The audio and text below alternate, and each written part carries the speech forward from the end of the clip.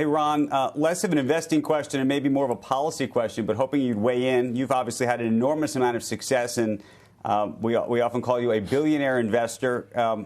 What do you think of this new tax plan that could tax unrealized gains? I don't know if you would be one of the 700 or not, but Elon Musk surely would be.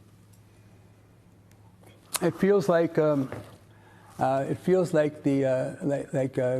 Congress thinks that they're Robin Hood from the old days, and it feels like the Elon Musk tax bill, where there's like big billionaires and there's little billionaires. So he's a big billionaire, and so I don't really understand why there's vindictiveness against someone who works the way he has and doesn't make any money unless the shareholders and his business do well and the people who are benefiting from what he does. But they have a meeting at the White House for companies that are advancing EVs, electric vehicles, and they invite Ford and General Motors and Chrysler and the UAW, and they say thank you very much for all you've done to advance EVs, and they don't invite Tesla. Is that crazy? And then they send into space further with civilian astronauts further than anyone has ever gone before, and Musk saves the government billions and billions of dollars for defense, and they're about to have you want to have a more level distribution of wealth. The only way you're going to do that is you educate people. So you have satellite broadband, and that's what he's going to do. Going to make it so broadband's available to people who live in the mountains, live in Vail, live in East Hampton.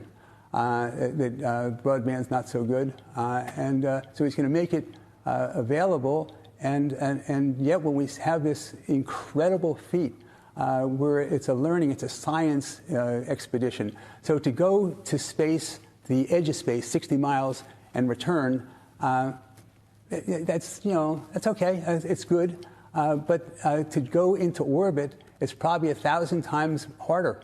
And to try to land what you have taken from orbit to Earth, that's probably 100,000 times harder. And so you get a lot of publicity about the people, Captain Kirk, going to 60 miles up, and he goes 360 miles and stays there for 3 days and does great experiments. Not a phone call. How come? And then you have the tax bill that's targeted at someone like him. I don't get it. And I don't also understand how people would pay for these things. It feels, as I said, it feels like Robin Hood. So people see that there's a target out there. We want to spend money. I agree with that. Why don't they do something about the $700 billion they think they can raise from better enforcement? And then, this is also interesting. So Manchin, I just read this the other day, so he gets rid of coal or something. And in Manchin, they had a proposal that to help enforcement, they were going to make it so that you could, people cheating on taxes, they wanted the banks to report flows in and out above a certain level. I can't remember what it was, $10,000 maybe.